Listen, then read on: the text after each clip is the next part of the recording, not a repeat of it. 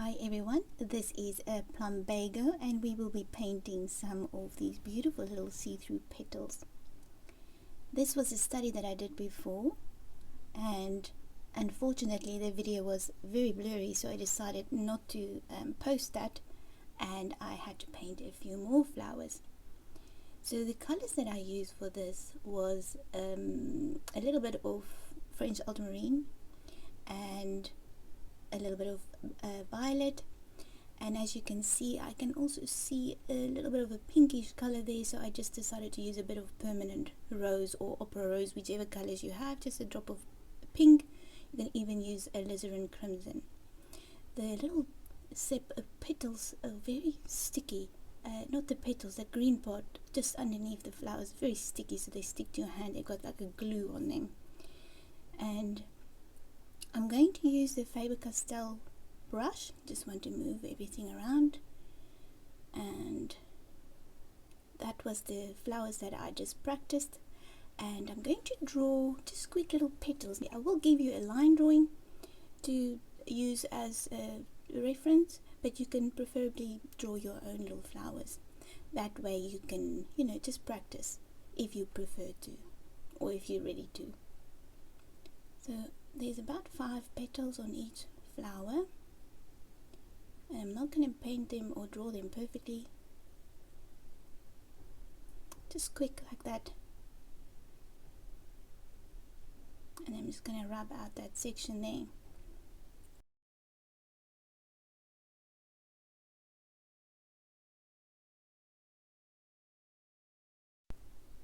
Just quick little petals with a soft pencil.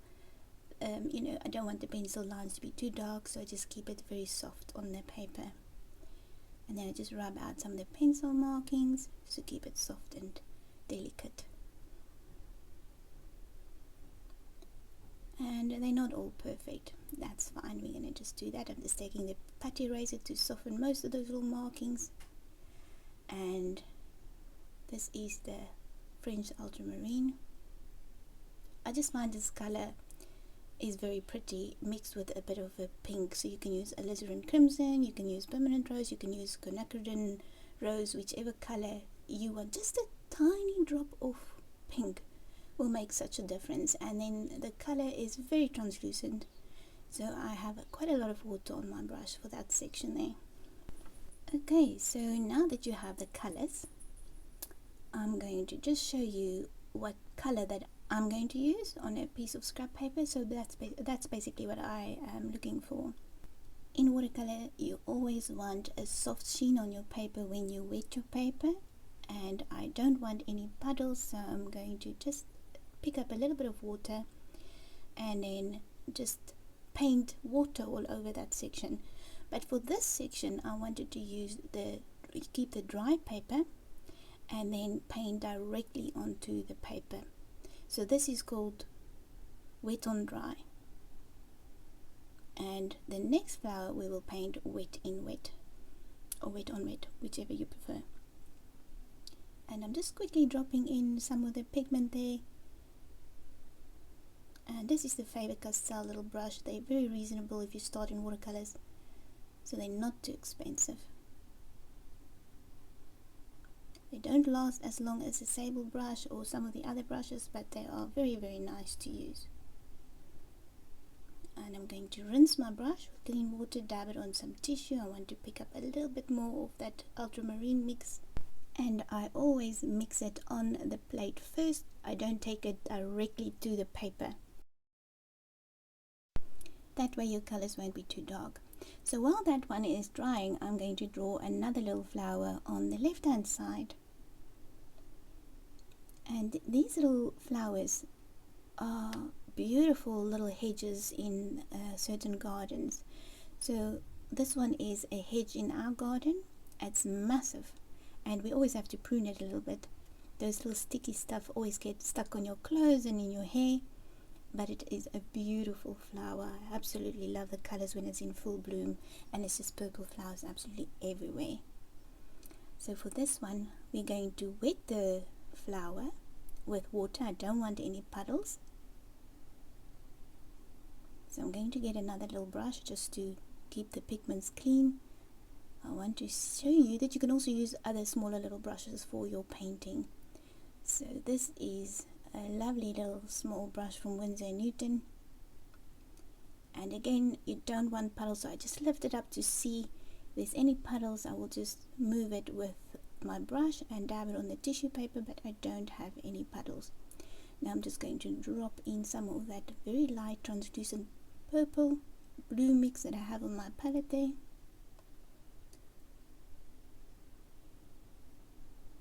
And this one is a little bit more blue compared to the one on the right.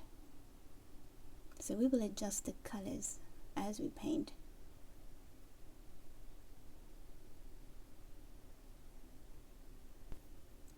And I'm going to keep it quite simple, like I said before, for beginners in watercolor.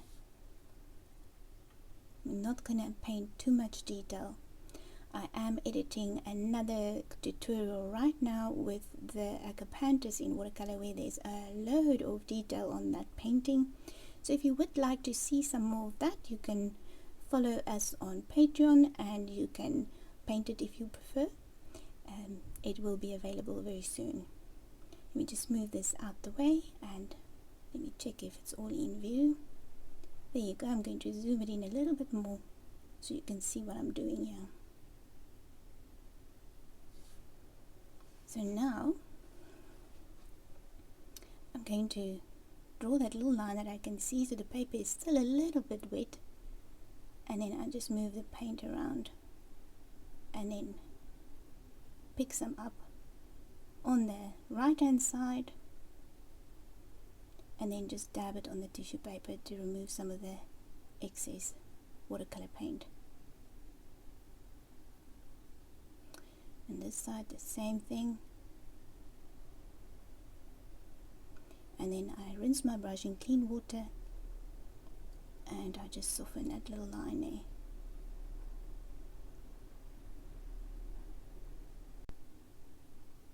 And again on this side I just zoomed it in a little bit more so that you can see what I'm doing. When I put the pigment down on the paper, I immediately rinse my brush just to soften some of the hard lines so that I don't create any very hard lines on the painting.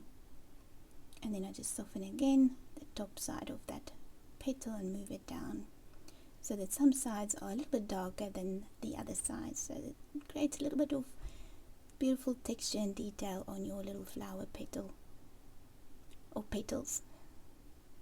Again on this side, and then I just drop in a bit more color, and then I move it towards the center of the flower. Paper is still a little bit wet there, so I'll have to pick up some of the watercolor that went into the center of the flower because I want to keep that as light as possible.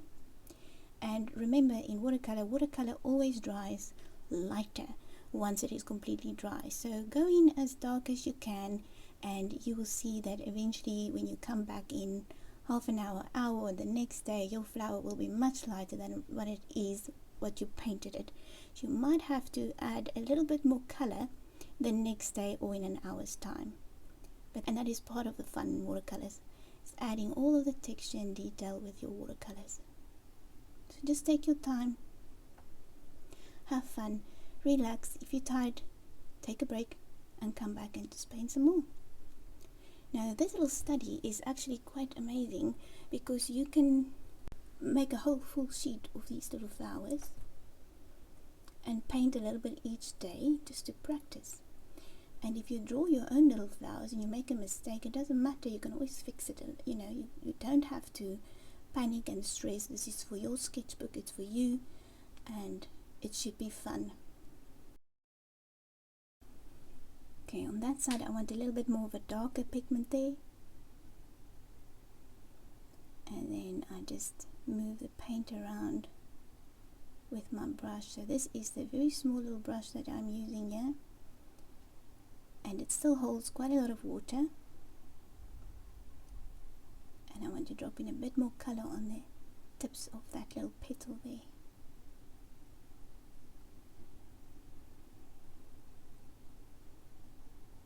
So create like a little darker section there, like a fold in the petal there. So let's go in with a darker section here. I'm going to rinse my brush in water to soften those little lines.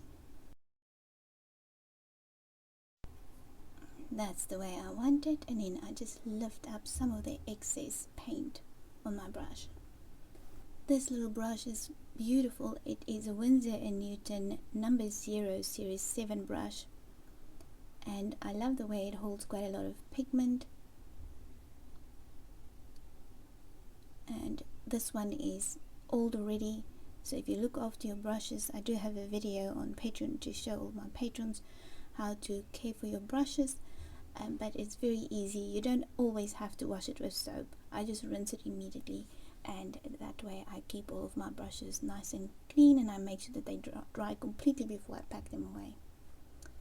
I just want to zoom in a little bit more. Okay, so I want a bit of a darker little center, so I just pick up a little bit of pigment. My hand's a little bit in the way, but I will move it out of the way now. I'm just picking up some of that extra paint that I have in there. Everything is little because these little flowers are very little. Okay, so now I'm going to, even if it's completely dry, you want to make sure that your painting is completely dry before you start with your next section to add your next layers. So now I just want to darken certain parts on the petal so the pigment is not too watery, and then I'm just creating a lot of texture. You can see I just move my brush up and down. I want all of the bottom layers to still shine through all of the layers that I'm adding right now. So I want some of the paper to shine through, I want some highlighted little sections, and then I also want to make sure that it is smooth, and certain sections are a little bit darker than other sections or other parts of the petal. And I want to just show you what I have on my petal, my palette here, sorry, not my petal. There you can see my palette right now. It's a tiny little plate.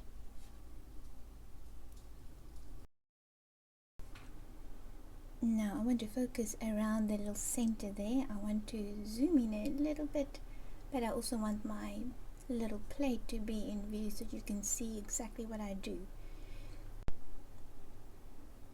I'm going to start with the left hand little flower now. I'm going to use the Faber-Castell brush. Let's see if we can get it right with a little bit of a bigger brush. This brush also has a nice little point. I'm just going to mix my colors again, wipe the excess pigment or paint on your tissue paper, and then I'm going to go in and just darken certain little parts of the flower. So take your time. You can move some of the paint around with your brush. I'm going to go on that side of the petal now, and I'm just going to wipe my brush on the tissue paper and then just soften those little markings. I want to darken that one side of the petal, so if I notice there's a little bit too much paint on my brush, I just wipe it on the tissue paper or rinse it, and then I just sweep it up with my brush.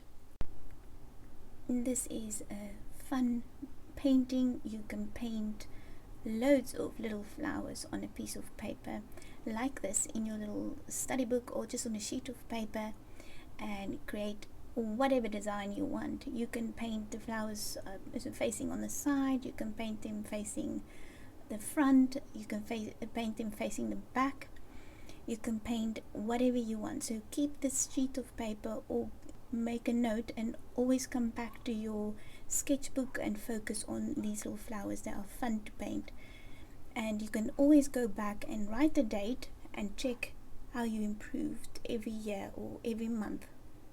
I go back to my old sketchbooks often, and I remind myself, especially if I get a little bit tired or I don't know if I'm improving, I always go back to my old sketchbooks and then I look at how far I've come and what I've learned so far in watercolors, because every day you still learn. So every time you paint, even as a professional watercolor artist, you still learn new things all the time.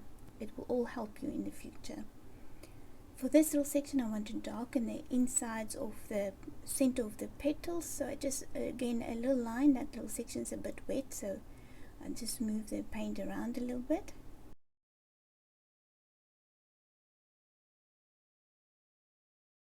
Pick some more up with my brush. I love these little petals. They all look very translucent. So the more you mix water in your paint, even if they are transparent or semi-transparent colors, you can still get translucent or transparent watercolors. It depends on how much water you mix on some of them, not all of them, but on some of them. So I want the petals to be translucent so that it looks like I can see through them, and this is exactly what I wanted to create right here on these little flower petals.